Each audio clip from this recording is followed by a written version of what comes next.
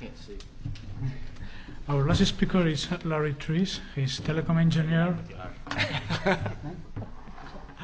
And he's coming from Oklahoma. So thank you. I do have a country drawl, so you might not be able to understand me. But thank you for having us. I have really enjoyed Barcelona, running around in the subway system for the first time, and the signs are really excellent for a country boy. I wanted to start off with a couple things since I'm the last one, but I saw some things that were threads through almost everybody. And by the way, none of us knew what the other one was going to give theirs on. Do what? I didn't. So, of course, we talked about security through several of them, but there was another thing was, who are we? Where are we going? Who do we listen to? What is it going to take to get there? Things are changing rapidly. We talked about that. A written plan, managing challenges, where are the risks? And again, the environment is changing rapidly. So my discussion today is on some things that I am seeing that I started thinking about too. Mobile World Conference, everybody's here and everybody's trying to do business with somebody else. Some questions will be that were brought up in my presentation is, are the people asking the right questions? Are they knowing how to partner and do other things? So we're going to talk about the U.S. cellular enterprise market, basically competing against the big four in the United States. But we can extrapolate some of the same things in here that I'm talking in anything that we do in business. So the first thing is, some of the things I saw in doing some business with some international cellular companies that were trying to get into the United States market is, they didn't seem to understand what the U.S. market was really about. They didn't understand the size of vertical markets. They didn't understand the plans that were available from each of the carriers. And they didn't understand the buying habits of the U.S. enterprise customers. So let's get some statistics. Everybody likes statistics, right? So in 2015 in North America, there were 282 million smartphone users. As you notice, at the end of 2016, it increased to 324 million. Okay? In the U.S. alone, it went from 200 million up to about 223 million. So if we're going to be getting in the enterprise market, we need to know what employment is, right? So there was 159 million employed, and I say employed, if you look in the bottom right corner, there's a census that's taken every 5 years. We'll have an update mid-year 2017. I know that number is going to go up, okay? But for this, the results here, so there's 51% of the total population that has smartphones. So going through some calculations, and I can't go into all the details, but in looking at knowledge workers, information workers, and knowledge workers would be consultants, higher level people within the organizations, attorneys, things like that. You're looking at about 30% of the workforce for all three of those areas is about 47 million. And you first think of that and you go, this is a great opportunity. We're going to come to the United States. We're going to get the business. There's all this business to be had. But there are still more things that you have to, that needs to be understand, because many of the people in the United States, this is becoming a global society, right? So we're going to travel more. So we want good rates when we travel international. And we don't want to have to change out the SIM and do other things. We want to make it easy. So if we look at some of the statistics here, and this is statistics only from U.S. traveling abroad. This isn't from everybody traveling to different places in the world. And you'll see that 50% from the U.S. go to the Europe area. And then the next is what? Asia, I can't read it in here, 17%. And then you've got North America, but if you look a little more detail, the next slide, North America is Canada, Mexico, and some other areas there. So we could look at this and go, okay, so if we're going to be competing with the U.S. carriers, we better have some good international rates to these particular countries. So today, that's only 34 countries. But, you heard that, but? That always means there's other variables involved, right? One thing is we can't look at just business. You would first think, yes, look at business, but Tom doesn't do this because he talked about this here. But how many do business when they're on vacation? Almost everybody gets called, gets pulled into, there was a meeting, I need a report from you, what is it? So basically, this is the small number, but there's another number around 70 countries. That's a second group, total countries. If you look at AT&T and Verizon, and you look at the total countries worldwide, it's over 200 countries. Okay, so if someone wants to compete in the United States as international, they better know the market. And I've learned that most do not. So I put in some other interesting things that people don't think about normally if you're looking at coming to the U.S. market and wanting to sell to people traveling international. How many international travelers are there?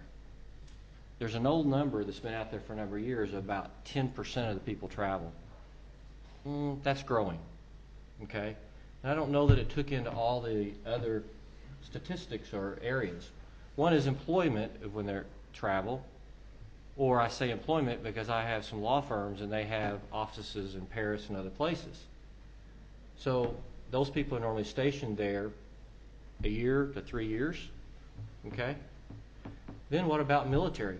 I have a son-in-law in the military, and they've learned how to do lots of things with the phones and to call back home and do FaceTime and all those things so we can see the grandkids, you know. Then what about, does anybody know what HNWI is? High net worth individuals. So those people that have more money, the statistics are they travel about twice a month. Okay? And there's a pretty good number of those. Okay? And then NGOs is non-government organizations. So if someone's coming here, what are the markets available to them and how do they want to attack that market? Okay? So let's get into some more statistics.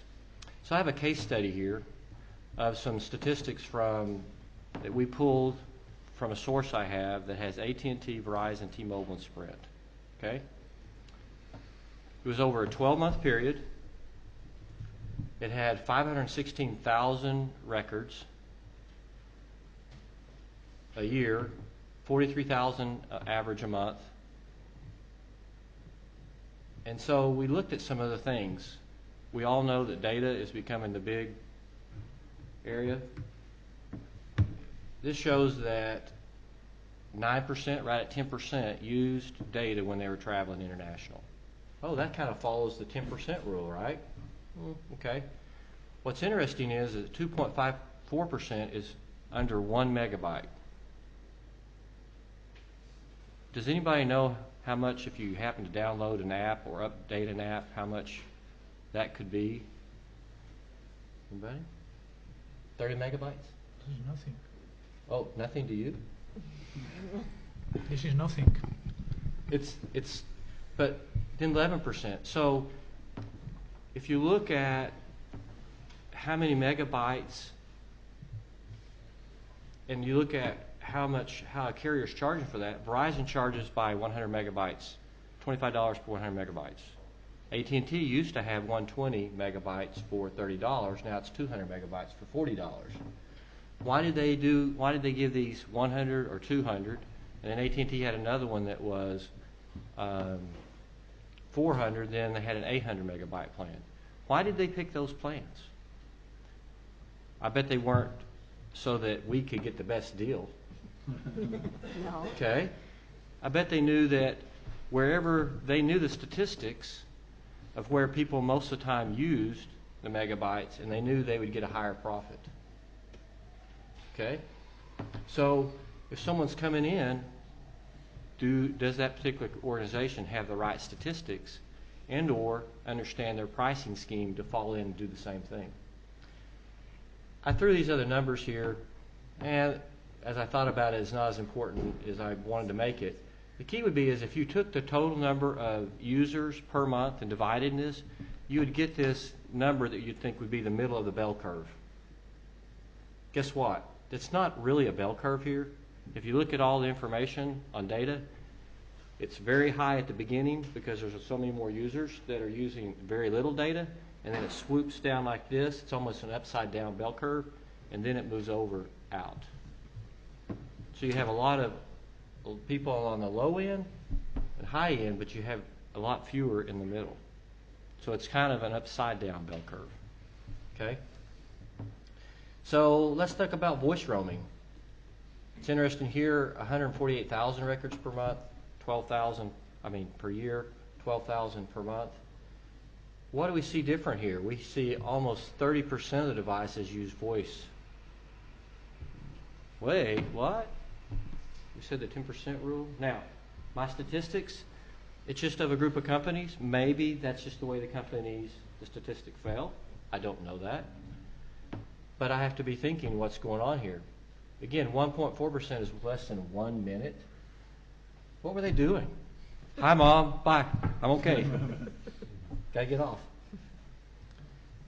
And I could draw this out, both of them, I can draw the statistics out even further to see where the usage and where things fall in the bell curve. So if someone's coming in the United States, and I helped a company in Toronto a couple years ago, and we looked at that, and I said, well, here's where you're at. Your pricing needs to change so that you're in the bigger sweet spot, so that you ensure you make a better profit and you can cover more customers. Okay? And then again, we could go through the statistics as we said on the data side. So let's go into a few more things that, in breaking down the data from here, is that you got to know your market. Are you going to go after one carrier? Or are you going to go after all carriers? Guess what? As this says here, T-Mobile users have higher messaging usage. AT&T users have higher data usage. Each carrier is different on how they use voice, data, and messaging. Okay? So again, you got to know the market. So then how much voice, data, messaging do each of these travelers use to attack the plan strategically, tactically, versus I hope I go get the business? And then what are those sweet spots? Some additional things.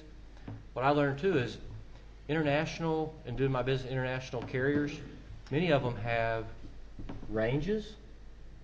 We had ranges in the 90s where you would look at mileage range and you would have a different cost, right?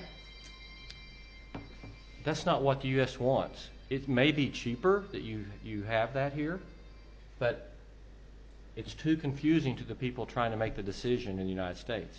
It's got to be simple. It's got to be similar to the kind of plans that we have there. And then the other thing we learned is that these carriers were not negotiating regularly with their roaming partners. If you're not negotiating probably and re-looking at your rates with them on a bi-monthly basis, you're probably going to be left behind. Because things are changing fast.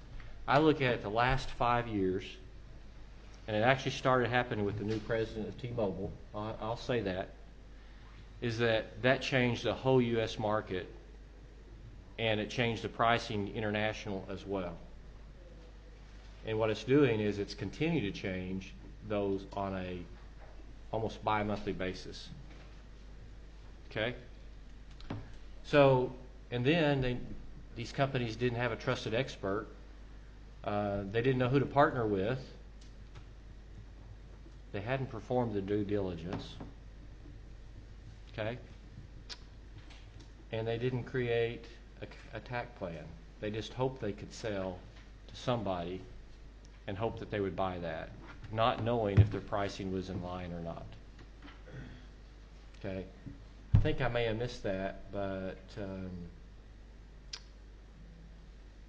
yeah, I don't see it, so I'll just go on. So the question is there any questions or answers? So we can now open a debate.